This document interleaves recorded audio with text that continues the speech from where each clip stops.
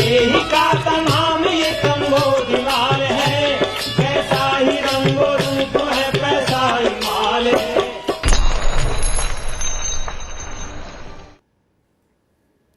नमस्कार, मैं हूं शुभम शंकर। आप देख रहे हैं मनी 9। समय हो गया है मनी सेंट्रल का, जहां आपको पूरे दिन की सबसे बड़ी उन खबरों के बारे में हम आप बताते हैं जो आपकी जेब पर, आपकी जिंदगी पर असर डालती हैं। खबरों पर चर्चा के लिए, विश्लेषण के लिए मेरे साथ स्टूडियो में मनी 9 के एडिटर अंशुमान तिवारी जी जुड़ गए हैं। सर, बहुत स्वागत है आपका आज के शो में। आज के शो की सर सबसे बड़ी वो कौन सी खबर है जिस पर हम विस्तार से चर्चा करेंगे? शुभम, मनी सेंट्रल में आपका भी स्वागत है और सारे दर्शकों का स्वागत है। सप्ताह के पहले मनी सेंट्रल में एक साथ कई सारी खबरें हमारे पास हैं, लेकिन एक सबसे महत्वपूर्ण खबर राज्यों को लेकर आई है, जिस पर हम पिछली बार भी चर्चा कर चुके हैं अपने मनी सेंट्रल में। राज्य सरकारों की आर्थिक स्थिति को लेकर चिंताएं काफ़ी गहरा रही हैं और हम आपसे विस्तार से बताएंगे कि राज्यों में क्या हो रहा है। और इसके अलावा भी कई और ज़रूरी और महत्वपूर्ण खबरें हैं जिनके बारे में बताएंगे। शुभम, बिल्कुल, इन खबरों के लिए हम देखते हैं ऑन द शो। आज शुरुआत होगी जर्मनी से। यूरोप में गैस भड़काएगी महंगाई की आग। राज्यों के कर्ज कहीं बन ना जाए मुसीबत। हम ऐसा क्यों बोल रहे हैं आपको पता चलेगा हमारी खबर में। विदेशी रिश्तेदार भेज सकेंगे अब आपको ज़्यादा पैसा। कब तक लगेगा विंडफॉल टैक्स, इसके बारे में जानकारी मिलेगी। मॉनसून पर बढ़ने लगी चिंता और कहां तक पहुंची बैटरी स्वैपिंग पॉलिसी। ये तमाम खबरें हैं आज के मनी सेंट्रल का हिस्सा। और शुरुआत जर्मनी से। रूस की तरफ से यूरोप के देशों को नेचुरल गैस की सप्लाई में कटौती का असर अब यूरोप की अर्थव्यवस्थाओं पर दिखने लगा है। जर्मनी में गैस की कीमतों में 3 गुना बढ़ोतरी की आशंका है। इससे वहां के उद्योग भी प्रभावित होंगे। जर्मनी की वर्कर यूनियन ने चेताया है कि गैस की कमी की वजह से उद्योग ठप हो सकते हैं। दरअसल रूस ने यूरोप को जो गैस की सप्लाई करने वाली पाइपलाइन है नॉर्ड स्ट्रीम, उससे 60% कटौती कर दी है उस सप्लाई में। और जर्मनी ही वो देश है जो सबसे ज़्यादा रूस पर निर्भर है गैस के लिए। सर, यूरोप पहले से महंगाई से झुलस रहा है, वहाँ बहुत ज़्यादा दिक्कतें हैं महंगाई को लेकर। ऐसे में अब जब ये आशंकाएं जताई जा रही हैं कि गैस की कीमतें 3 गुना तक बढ़ सकती हैं, कितनी बड़ी चिंता है ये? शुभम, ये कहना मुश्किल है कि रूस रणनीतिक वजह से या यूरोपीय समुदाय को जवाब देने के लिए या सबक सिखाने के लिए गैस की आपूर्ति में कमी कर रहा है, या ये सामान्य कमी है। गैसप्रॉम की तरफ से यही कहा जा रहा है कि वहाँ पर मेंटेनेंस का काम जो हर साल होता है नॉर्ड स्ट्रीम का, नॉर्ड स्ट्रीम 1 पाइपलाइन बाल्टिक सागर से होकर जाती है जर्मनी तक, और इसलिए वहाँ पर गैस की आपूर्ति में कटौती की जा रही है। लेकिन जर्मनी के उद्योग, जर्मनी के भीतर जो ऊर्जा विशेषज्ञ और जर्मनी के सरकार के सूत्र ये बता रहे हैं, मान रहे हैं कि ये कटौती रूस की तरफ से उस पूरी प्रक्रिया का हिस्सा है जिसके जरिए वो एनर्जी का और गैस का इस्तेमाल एक हथियार के तौर पर कर रहा है। अब यहाँ से रूस के लिए एक बड़ी मुसीबत और यूरोप के लिए एक बड़ी चुनौती शुरू होती है।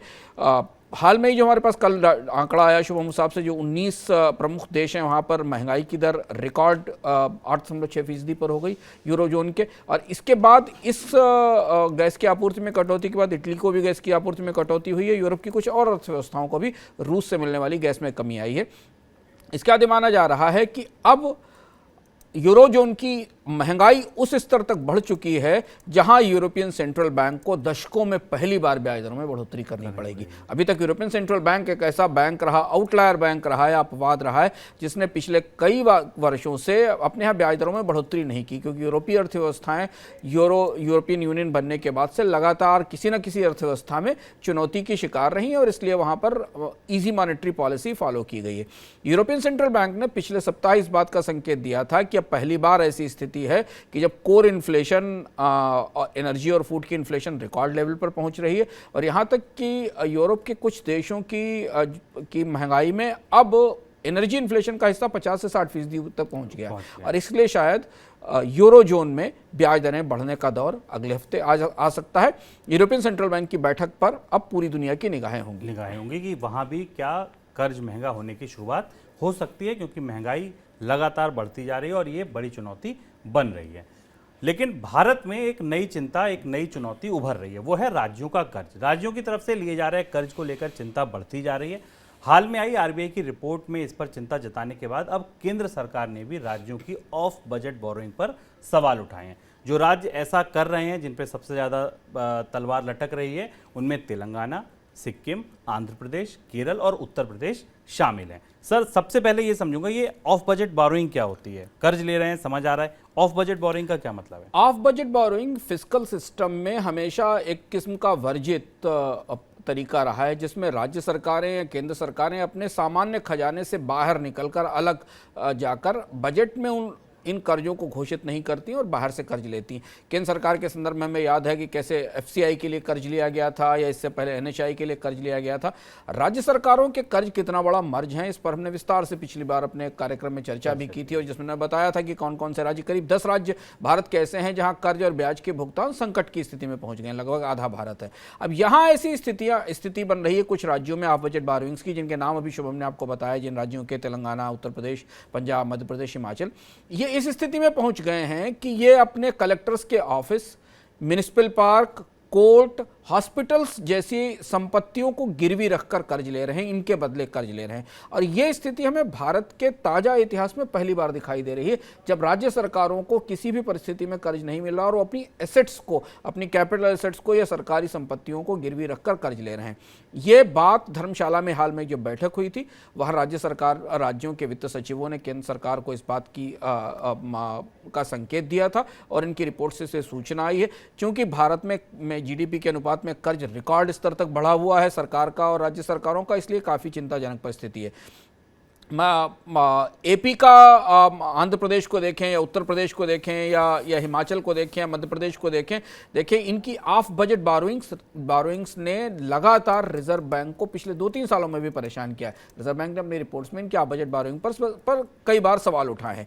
अब केवल यहाँ शुभम ऑफ बजट बोरोइंग ही एक समस्या नहीं, राज्य सरकारों के बजटों पर दूसरा सबसे बड़ा सवाल जो है वो 1 लाख करोड़ रुपए के आसपास के पावर ड्यूज का है, अनपेड पावर ड्यूज का है। और यह पैसा सेंट्रल पावर एंटरप्राइजेस को, एनटीपीसी जैसी बड़ी जो कंपनियां हैं भारत में जो बिजली बनाती, उन्हें भी दिया जाना है। और यह एक किस्म का डेट ट्रैप है जिसकी तरफ भारत की राज्य सरकारें बढ़ रही हैं और केंद्र सरकार को इस संदर्भ में कहीं ना कहीं दखल करना पड़ेगा, क्योंकि राज्यों के कर्ज की स्थिति आने वाले समय में और गंभीर हो सकती है। सर, राज्य सरकारें ये कर्ज ले किस तरह रही हैं और आपको क्या लगता है कि ये कर्ज की सीमा इस साल अगर हम देखें तो, क्योंकि कोरोना के बाद का साल है, ये और ज़्यादा बढ़ सकते हैं? राज्य सरकारें ये कर्ज आमतौर पर बैंक से ही लेती हैं, बाकी जगहों से लेती हैं। तो होता क्या है कि हर राज्य सरकार को बजट में कर्ज की एक सीमा तय की जाती है जो उसके फिस्कल डेफिसिट का हिस्सा होती है। हमें याद होगा शुभम कि जब कोविड के दौरान राज्य सरकारों को जीएसटी से मिलने वाला हिस्सा नहीं मिल रहा था, उनके बजटों पर दबाव था, तो केंद्र सरकार ने एक फैसला लेकर जो फिस्कल रिस्पॉन्सिबिलिटी और बजट मैनेजमेंट बिल है उसकी सीमा बढ़ाई थी। वो सीमा ये तय करती है कि कोई भी राज्य सरकार अलग अलग राज्य सरकारें अपने राजकोषीय घाटे की तुलना में कहाँ तक का कर्ज जीडीपी के अनुपात में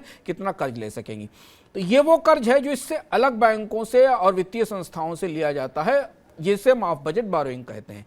अब जबकि इस परिस्थिति में हम खड़े हुए हैं जहां राज्यों के का कंपेंसेशन जीएसटी का बंद होने वाला है, सरकार का यह मानना है कि अगर जीएसटी में बायंसी आई तो राज्यों को जो नुकसान हो रहा होगा उसकी भरपाई होगी, पर राज्य सरकारें तो ये मान नहीं।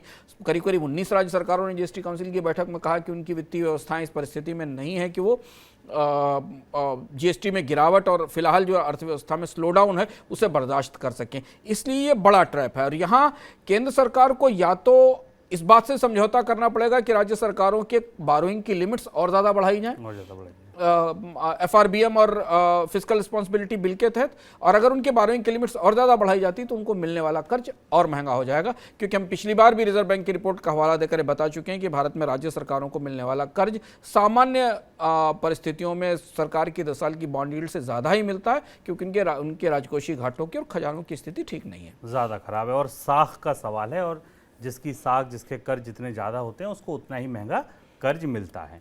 अगली खबर, विदेशों में रहने वाले लोग अब भारत में बैठे अपने रिश्तेदारों को ज़्यादा पैसा भेज सकेंगे। सरकार ने एफसीआरए नियमों में ढील दे दी है। पहले बिना सरकार को बताए विदेशों में रहने वाले लोग अपने भारतीय रिश्तेदारों को अधिकतम 1 लाख रुपए सालाना भेज सकते थे, लेकिन अब सरकार ने इस लिमिट को 10 लाख रुपए कर दिया है। अगर रकम 10 लाख रुपए से ज़्यादा है तो इससे संबंधित विभाग को उसकी जानकारी देने की समय सीमा भी 30 दिन से बढ़ाकर 90 दिन कर दिए। सर, सरकार ने ऐसा क्यों किया? स्वाभाविक सी बात है कि सरकार उन सारी कोशिशों में लगी हुई है। ये उस बड़े फैसले से जुड़ा हुआ एक छोटा फैसला, बड़ा फैसला पिछले सप्ताह हमने देखा, जिस पर हम चर्चा करेंगे कि कैसे सरकार ने सोने के आयात को महंगा किया ताकि विदेशी मुद्रा जाना बाहर कम हो सके। कच्चे तेल और खासतौर से पेट्रोलियम उत्पादों के निर्यात पर ड्यूटी लगाई ताकि भारत में कंपनियों से की कमाई से एक हिस्सा बजट में जा सके। और ये तीसरा प्रयास अलग से है जिसमें कि भारत में प्राइवेट चैनल से आने वाली जो विदेशी मुद्रा है, डॉलर है, उनकी आपूर्ति बढ़ सके। और इसलिए न केवल सरकार ने सीमा बढ़ा दी है बल्कि उन नियमों को भी उदार कर दिया है जो आमतौर पर काफ़ी सख्ती से लागू किए जाते हैं। यानी जब आप विदेशी मुद्रा लेकर आते हैं तो आपको सरकार को या रिजर्व बैंक को इसकी सूचना देनी पड़ती है। सीधी कोशिश सिर्फ इस बात की है कि भारत में विदेशी मुद्रा की कमी किसी तरह से ना होने दी जाए। विदेशी मुद्रा में गिरावट, करेंट अकाउंट डेफिसिट में बढ़ोतरी और भंडार में गिरावट और रुपए पर दबाव लगातार बना हुआ है। सर, चालू खाता घाटा कैट जिसको हम कहते हैं, क्या उसमें आपको लगता है कि इन कदमों से कुछ असर पड़ेगा या वो इस बार इस पूरे साल में चुनौती बना रहेगा? छोटी छोटी कोशिशें जरूर हैं लेकिन असर नहीं पड़ेगा क्योंकि इस साल करंट अकाउंट डेफिसिट FY23 में या मौजूदा वित्त वर्ष में 2 गुना होने की संभावना है, जिस बात की संभावना जाहिर की जा रही है। और ये प्रोजेक्ट किया जा रहा है कि 3% के आसपास GDP का के लिए पहुंच जाएगा। और इसका असर हमें रुपए पर दिखेगा। रुपए में लगातार गिरावट दिख रही, जो नए लेवल्स हैं वो 80 रुपए पर डॉलर के आसपास के मिल रहे हैं। और चूंकि दुनिया में डॉलर इंडेक्स में काफ़ी तेजी आई और मजबूत हुआ है तो उसका भी परोक्ष रूप से नुकसान भारतीय मुद्रा को डॉलर की तुलना में उठाना पड़ रहा है।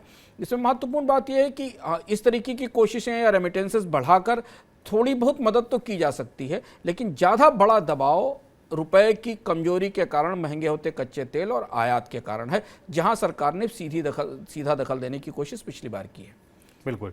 अगली खबर, देश से पेट्रोल, डीजल और ATF निर्यात पर लगाम लगाने के लिए सरकार ने जिस विंडफॉल टैक्स को लगाया है उससे साल भर में सरकार को लगभग 1.1 लाख करोड़ रुपए की कमाई होने का अनुमान है। रिसर्च एजेंसी नोमुरा ने यह अनुमान जारी किया है। केंद्र ने पिछले हफ्ते ही पेट्रोल और ATF पर 6 रुपये प्रति लीटर और डीजल पर 13 रुपये प्रति लीटर एक्सपोर्ट टैक्स लगाया है। सर, क्या इस टैक्स को लगाने के बाद आपको लगता है देश से जो पेट्रोल या डीजल का या पेट्रोल प्रोडक्ट का निर्यात होता है उस पर लगाम लगेगी? निर्यात पर तो असर पड़ेगा। ये बढ़ोतरी ऐसा माना जा रहा है कि 1.1 लाख करोड़ रुपए जो रिलायंस, ONGC और देश के प्रमुख पेट्रोलियम निर्यातकों पर लगाया गया है, इससे जो एक्साइज ड्यूटी में कमी सरकार ने 2 महीने पहले की थी और पेट्रोल डीजल को सस्ता करने की कोशिश की थी, उससे मिलने वाले नुकसान की भरपाई हो जाएगी। और ये एक किस्म का विकल्प था जिसे हिचक के बाद सरकार ने, काफ़ी हिचक और विचार विमर्श के बाद इसे लागू किया। अब इसका दूसरा साइड इफेक्ट इकोनॉमी में, जैसा हम लोग हमेशा कहते हैं ना कि हर फैसले का एक दूसरा असर होता है, वो दूसरा असर हमें भारत के विदेशी मुद्रा भंडार पर दिखाई देगा। विदेशी मुद्रा भंडार पर इसलिए दिखाई देगा कि मैं ताजे एक्सपोर्ट के आंकड़े पढ़ रहा था। भारत में के कुल निर्यातों में मई में दूसरा सबसे बड़ा निर्यात पेट्रोलियम उत्पादों का है। अगर आप मई 2021 से मई 2022 के दौरान देखें तो इसमें करीब 52% की बढ़ोतरी हमें दिखाई देती है और भारत के कुल मई के निर्यात में इसका हिस्सा 22% के आसपास है। अब जब ये बढ़ोतरी होगी और इससे निर्यात डिस्करेज होगा क्योंकि निर्यात महंगा होगा, तो इसका असर पेट्रोलियम प्रोडक्ट के निर्यात पर ज़रूर दिखाई देगा। अब वो निर्यात विदेशी मुद्रा में कमी के तौर पर सामने आएगा। ये आंकड़ा आपके सामने है कि हम भारत ने पिछले दिन में और किस तरह से लगातार बढ़ता गया। सर, क्या उम्मीद है कब तक ये टैक्स लगा रहेगा कंपनियों पर? सरकार ने बड़ा स्पष्ट संकेत दिया और बड़ा अनोखा सा संकेत दिया है, जो अब पता नहीं है ये फैसला कितना कब तक कायम रहेगा। रेवेन्यू सेक्रेटरी ने अपने बयान में आज सुबह कहा कि जब तक कच्चे तेल की कीमत $40 पर बैरल नहीं आ जाती तब तक ये विंडफॉल टैक्स लगा रहेगा। $40 पर बैरल आने के तो अनुमान अभी दुनिया में अत्यंत आशावादी लोग भी नहीं कर पा रहे हैं कि $40 पर बैरल आने का अनुमान कब तक है। अभी तो ये है कि अगर मंदी का दबाव बढ़ा तो 100, 110, 90 के आसपास कच्चे तेल की कीमतें आएंगी। तो इसका जो संकेत है वो स्टॉक बाजार के लिए, स्टॉक मार्केट के लिए या ऑयल कंपनियों में निवेश करने वालों के लिए ज़रूर है कि अब ये विंडफॉल टैक्स जल्दी वापस नहीं होगा। अब ये बात वित्त मंत्री की तरफ से कही गई पिछले हफ्ते की बात को कंट्राडिक्ट करती है, उससे अलग है। पिछले हफ्ते सरकार की तरफ से कहा गया था कि इसकी समीक्षा की जाती रहेगी तेल की कीमतों में कमी के आधार पर पिछले 48 घंटों में सरकार ने एक तरह से बेंचमार्क कर दिया है कि जब कच्चे तेल की कीमतें $40 से नीचे आ जाएंगी तब विंडफॉल टैक्स में कमी की जाएगी। शायद 1.1 लाख करोड़ रुपए के आसपास का जो राजस्व एक साल मिलेगा, ये काफ़ी बड़ी राशि है और वो राशि इन पेट्रोलियम कंपनियों से ली जाएगी। तो अगर आप निवेशक हैं, अगर आप ऑयल कंपनी के स्टॉक्स में निवेश करते हैं तो कम से कम आप सरकार के इस बयान को आधार तो मान सकते हैं कि विंडफॉल टैक्स लंबे समय तक रहने वाला है। सर, लेकिन सरकार की कमाई हो जाएगी, खजाना भर जाएगा, कंपनियों को कितना डेंट होगा लगभग? कंपनियों को काफी डेंट हो रहा है, जिसे जो हम लोगों ने इस पर एक हिस्सा उस दिन डिस्कस किया था, उसके बाद बहुत सारे और आंकड़े निकल कर आए। हमने शुरुआती तौर पर संकेत दिया था कि जो भारत की रिफाइनिंग कंपनियां हैं उनकी अर्निंग में 5 से 15% की कमी आएगी। प्रमुख रूप से रिलायंस की अर्निंग में तेजी से कमी आएगी, और ये अनुमान तब भी उस समय तक बाजार को ये लग रहा था कि विंडफॉल टैक्स स्थायी नहीं होगा, लंबे समय तक नहीं चलेगा। लेकिन अगर आज आप रेवेन्यू सेक्रेटरी के बयान को माने तो ये लंबे समय के लिए चलने वाला है। रिलायंस को इसीलिए रिलायंस ने करीब ओएनजीसी को करीब 13% का लॉस हुआ पिछले हफ्ते। मार्केट में रिलायंस करीब 7% टूटा। यह माना जा रहा है कि करीब 1 लाख करोड़ रुपए के आसपास का रेवेन्यू श्रिंक होगा देश के पूरे ऑयल उद्योग में, जो वो हिस्सा वो सरकार के पास पहुंच जाएगा। जो नुकसान एक एनुअल ड्यूटी है वो करीब डीजल पर 54,000 करोड़ रुपए और अपस्ट्रीम कंपनियों पर 64,000 करोड़ रुपए के आसपास की ड्यूटी होगी, और ये सीधा नुकसान तेल कंपनियों के खाते में जाएगा। उनके स्टॉक्स पर उसका असर हमें दिखाई भी दे रहा है। अगली खबर, सितंबर तिमाही के दौरान भी अगर महंगाई दर 6% से ऊपर बनी रहती है तो रिजर्व बैंक की तरफ से वित्त मंत्रालय को पत्र लिखा जाएगा। पत्र में क्या लिखा जाएगा? पत्र में महंगाई की वजहों के बारे में जानकारी दी जाएगी। अगर ऐसा होता है तो ये पहली बार होगा जब रिजर्व बैंक महंगाई को लेकर वित्त मंत्रालय को पत्र लिखेगा। सर, क्यों लिखा जा रहा है, ऐसा क्यों किया जा रहा है, इसके मायने क्या हैं? ये पहली बार हो रहा है, जैसा आपने शुभ में कहा कि रिजर्व बैंक के कानून में, रिजर्व बैंक एक्ट में, और जो मॉनेटरी पॉलिसी कमेटी के साथ केंद्र सरकार और रिजर्व बैंक का समझौता हुआ था उसमें इस तरीके का प्रावधान है जिसके तहत रिजर्व बैंक अगर महंगाई का लक्ष्य पूरा करने से चूकता है तो उसे केंद्र सरकार को एक रिपोर्ट प्रस्तुत करनी होगी। इस रिपोर्ट में उसे बताना पड़ेगा कि इन्फ्लेशन का टारगेट अचीव क्यों नहीं हुआ, इन्फ्लेशन के टारगेट को अचीव करने के लिए या महंगाई को नियंत्रित करने के लिए कौन कौन सी और चीज़ों की ज़रूरत है, और किस समय सीमा तक ये महंगाई को कम किया जा सकेगा। हमें याद होगा शुभम कि रिजर्व बैंक ने महंगाई के लक्ष्य को पिछली मौद्रिक पॉलिसी समीक्षा में बढ़ा दिया था। अभी चर्चा चल रही है, अखबारों में इस तरह की खबर है कि शायद पहली बार ऐसा मौका आ सकता है जब ये कानून का वो वाला प्रावधान जो प्रावधान रिजर्व बैंक के एक्ट में है उसे एक्टिवेट किया जाए, और रिजर्व बैंक को एक स्पष्टीकरण केंद्र सरकार को देना पड़े कि आखिर उसकी inflation control, inflation targeting policy पूरी तरह सफल क्यों नहीं रही और इसके लिए क्या करने की जरूरत है। बहस और चर्चा इस बात पर भी चल रही है, जब मैंने लोगों से समझने की कोशिश की कि क्या केंद्र सरकार इस चिट्ठी को संसद को दिखाएगी, इसे संसद में पेश करेगी। हालांकि ऐसा कोई प्रेसिडेंट नहीं है, ऐसा कोई प्रावधान भी नहीं है कि क्या केंद्र सरकार संसद को रिजर्व बैंक की तरफ से आई हुई स्पष्टीकरण को दिखाए, संसद में टेबल करे। केंद्र सरकार की इच्छा पर यह रिपोर्ट केंद्र सरकार रिजर्व बैंक से मांग सकती है अगर महंगाई का लक्ष्य हासिल नहीं हुआ। और ये देखना दिलचस्प होगा कि अगर ये चिट्ठी लिखी जाती है, जैसी चर्चा है, अगर ये चिट्ठी लिखी जाती है तो उसमें रिजर्व बैंक कौन कौन से कारण बताता है अपनी मौद्रिक नीति के असफलता के या महंगाई को नियंत्रित करने में चूक पर क्या कारण बताता है, ये देखना महत्वपूर्ण होगा। बिल्कुल। और मानसून को शुरू हुए 1 महीने से ज़्यादा हो गया है। बहुत सारे राज्य ऐसे हैं जहां से मानसून अब आगे बढ़ रहा है, लेकिन इनमें कुछ राज्य ऐसे हैं जिनमें खरीफ की बुआई पिछड़ रही है। कहाँ पिछड़ी बुआई, कितनी पिछड़ी बुआई, किन फसलों की पिछड़ी बुआई, देखिए मनी 9 की स्पेशल रिपोर्ट। देश के अधिकतर हिस्सों में मानसून पहुंच चुका है और मानसून की बरसात में जून के दौरान आई कमी अब दूर होने लगी है। लेकिन खरीफ फसलों के लिहाज से महत्वपूर्ण कई राज्य ऐसे हैं जहां पर बरसात की कमी अभी भी बहुत ज्यादा है, और यही वजह है कि खरीफ फसलों का रकबा पिछले साल के मुकाबले पिछड़ा हुआ है। कृषि मंत्रालय के आंकड़े बताते हैं कि 1 जुलाई तक देश भर में खरीफ की कुल बुआई 15 लाख हेक्टेयर से ज्यादा पिछड़ी हुई है। धान और तिलहन के रकबे पर सबसे ज्यादा मार पड़ी है। 1 जुलाई तक धान का रकबा 16 लाख हेक्टेयर से ज्यादा पिछड़ा हुआ दर्ज किया गया है।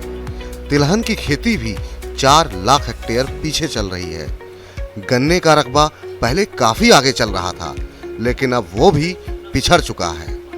हालांकि कपास, मोटे अनाज और खरीफ दलहन की खेती पिछले साल से आगे है, जिससे अन्य फसलों के घटे रकबे की भरपाई हो रही है। मॉनसून सीजन में हुई बरसात के आंकड़े देखें तो 2 जुलाई तक देश भर में औसत बरसात सामान्य के मुकाबले सिर्फ 5% कम है। लेकिन खरीफ फसलों के लिहाज से जरूरी राज्यों को देखें तो अधिकतर में बरसात की कमी बहुत ज्यादा है। धान के लिहाज से महत्वपूर्ण उत्तर प्रदेश, ओडिशा और छत्तीसगढ़ में 2 जुलाई तक 25 से 47% कम बरसात हुई है। कपास, दलहन और तिलहन के प्रमुख उत्पादक राज्य गुजरात, महाराष्ट्र और मध्य प्रदेश में भी अभी तक सामान्य से बहुत कम बरसात हुई है। कुछ ऐसा ही हाल केरल और झारखंड का भी है। मॉनसून की बरसात और खरीफ फसलों की बुआई आने वाले समय में सरकार के कई फैसलों को प्रभावित करेगी। चावल निर्यात पर रोक की जो अटकलें लग रही हैं, उस पर अंतिम फैसला मॉनसून की बरसात और धान के रकबे पर निर्भर करेगा। तेल आयात पर फिर से शुल्क लगाने का फैसला हो या दलहन को लेकर ड्यूटी स्ट्रक्चर में कोई बदलाव, इस तरह के तमाम फैसलों के लिए मॉनसून और खरीफ की खेती ही आधार बनेंगे। मॉनसून और खेती ही तय करेंगे कि महंगाई से लड़कर ग्रोथ बढ़ाने में सरकार को ताकत मिलेगी या नहीं। और मुफ्त अनाज योजना का भविष्य भी इसी मॉनसून और खरीफ की बुआई पर टिका हुआ है। कुल मिलाकर मॉनसून और खेती देश की दशा और दिशा दोनों को निर्धारित करने में अहम रोल निभाने वाले हैं। मनी 9 के लिए मनोज कुमार। सर, जिन राज्यों से मानसून अब लगभग निकल चुका है या जहां अभी तक डेफिसिट है, उन राज्यों में अब क्या होगा? जो 5 स्टेट्स हैं, जिन 5 राज्यों में डेफिसिट दिखाई दे रहा है, हालांकि बहुत कुछ दारोमदार जुलाई पर है और आज सुबह से लगातार मेट डिपार्टमेंट की तरफ से बाकी जगह से बताया जा रहा है कि मानसून पूरे भारत में सक्रिय हो गया है। मेट डिपार्टमेंट ये दावा भी कर रहा है कि जो मानसून का डेफिसिट उसे कवर कर लिया जाएगा। लेकिन जो पिछला रुख मानसून का बताता है ना शुभम, उस हिसाब से जिन इलाकों से मानसून आगे निकल रहा है और वहाँ जो सोइंग का डेफिसिट है, वहाँ दोबारा सोइंग पिकअप होगी कि नहीं होगी ये कहना मुश्किल है। और इसलिए अब खबरें इस तरीके की सूचनाएं आने लगी हैं कि ये जो ईस्टर्न रीजन के राज्य हैं, उड़ीसा, छत्तीसगढ़, झारखंड, वेस्ट बंगाल और बिहार, जहाँ पर रेनफॉल भी कम है और जहाँ पर एकरेज में भी गिरावट आई है, यहाँ अगर जुलाई के अगले 2 हफ्ते थोड़े भी नहीं सुधरे तो यहाँ फिर कंटिजेंसी प्लान की ज़रूरत, किसी तरीके की कंटिजेंसी प्लान की ज़रूरत पड़ेगी। हालांकि मेट डिपार्टमेंट का अभी भी कहना है, मौसम विभाग का अभी भी कहना है कि मानसून पूरे देश में सक्रिय है और जितना डेफिसिट है उसे कवर कर लिया गया। लेकिन जैसा हम बार बार कहते रहे कि रीजनल लेवल पर राज्यों के स्तर पर बारिश कितनी होती है, इसकी जानकारी हमें बाद में समझ में आती है कि कितना मानसून का रेनफॉल कितना नॉर्मल है और कितना डेफिसिट में है। बिल्कुल। इलेक्ट्रिक व्हीकल आग लगने की घटनाओं पर सरकार सख्त हो गई है। रिपोर्ट की माने तो केंद्र सरकार ने इलेक्ट्रिक स्कूटर बनाने वाली कंपनियों ओला इलेक्ट्रिक, प्योर ईवी और ओकिनावा को नोटिस भेजा है। इन सभी कंपनियों से पूछा गया है कि क्यों उनके खिलाफ कार्यवाही न की जाए। सरकार ने इन सभी कंपनियों को नोटिस का जवाब देने के लिए 30 दिन का समय दिया। इलेक्ट्रिक स्कूटरों में आग लगने की घटनाओं के बाद सरकार ने एक जाँच पैनल का गठन किया था और उस जाँच पैनल ने खराब बैटरियों को आग लगने की वजह बताया है। सरकार एक बैटरी स्वैपिंग पॉलिसी पर भी बात कर रही थी। इस पैनल ने भी कहा है कि बैटरी का, उसका क्या हुआ? दोनों तरफ से बात चल रही। पहली चीज़ तो ये कि जो स्कूटर्स में आग लगी और उसके बाद केंद्र सरकार ने एक जांच दल बनाया था, उसने सख्ती से कारण पूछा है बैटरी सुरक्षा को लेकर। और बैटरी सुरक्षा को लेकर ईवी इलेक्ट्रिक व्हीकल्स में ऊर्जा सुरक्षा को लेकर बहुत सारे सवाल हैं। बैटरी स्वैपिंग पॉलिसी पे हमारे पास अपडेट ये है कि लगभग भारत की बैटरी स्वैपिंग पॉलिसी फाइनलाइजेशन के करीब पहुँच गई। नीति आयोग ने ऐसा संकेत दिया है। बैटरी स्वैपिंग का मतलब ये है कि आप गाड़ी से बैटरी निकाल कर दे दें और दूसरी बैटरी स्वैप करके लगा लें और बैटरी तब तक चार्ज होती रहे। शुरुआती तौर पर इसका संकेत सरकार ने बजट में दिया था। माना जा रहा है कि शुरुआती तौर पर 2 व्हीलर और 3 व्हीलर्स के लिए बैटरी स्वैपिंग पॉलिसी पहले इंप्लीमेंट की जाएगी। इसके लिए कुछ स्पेसिफिकेशंस तय किए जाएंगे, जिन स्पेसिफिकेशंस को ऑटो कंपनियां यानी जो तिपहिया और दुपहिया वाहन बनाने वाली कंपनियां हैं उन्हें उसी स्पेसिफिकेशंस की बैटरी बनानी पड़ेंगी। और जो चार्जिंग सर्विस प्रोवाइड करने वाली कंपनियां या इंफ्रास्ट्रक्चर है जो चार्ज्ड बैटरी स्वैप करके देगा, उन्हें भी एक स्ट्रक्चर इसका बनाना पड़ेगा।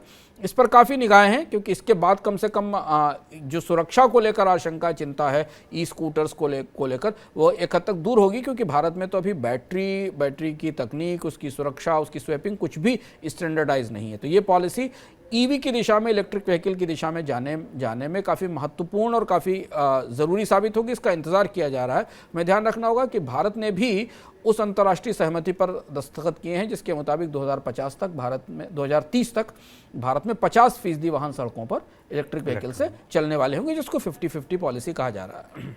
चलिए, तो ये था हमारा आज का मनी सेंट्रल। सर, बहुत शुक्रिया आपका जुड़ने के लिए, तमाम खबरों पर टिप्पणी के लिए। चलते चलते आपको 2 छोटे-छोटे अपडेट देता हूं, दोनों अच्छे हैं, राहत वाले हैं। पहला अपडेट ये है कि सोने की कीमतें आज 2 महीने की ऊंचाई पर चली गई। पिछले इकोनॉमिक मनी सेंट्रल में हमने डिस्कशन किया था गोल्ड पर, बताया था कि गोल्ड की कीमतों में तेजी आ सकती है क्योंकि सरकार ने इंपोर्ट ड्यूटी बढ़ाई है, वो दौर जारी है और गोल्ड की कीमतें 2 महीने की ऊंचाई पर पहुंच गई। और एक अपडेट ये है कि सरकार 10 साल की बॉन्ड यील्ड सरकार की 1 महीने के निचले स्तर पर आ गई। सर ये राहत की बात है। हाँ, 10 साल की बॉन्ड यील्ड नीचे आने का मतलब यह है कि बाजार को अब लिक्विडिटी का क्रंच फिलहाल नहीं दिखाई दे रहा है। अब रिवाइज्ड इन्फ्लेशन का आंकड़ा जब हमारे सामने आएगा उसका क्या असर दिखाई देगा बॉन्ड यील्ड पर, इसके बारे में पता चलेगा। और बॉन्ड यील्ड दबाव में रहती है तो शायद रिजर्व बैंक अपने ब्याज दरों में बढ़ोतरी के कार्यक्रम को भी थोड़ा स्लो कर सकता है, धीमा कर सकता है। तो ये दोनों खबरें आपके लिए राहत वाली। फिलहाल आज के मनी सेंट्रल में इतना ही। कल फिर मुलाकात होगी शाम को 7 बजे। नमस्कार। यही का तमाम ये कंबोधिलाल है, कैसा ही रंगो रूप है पैसा ही माल है।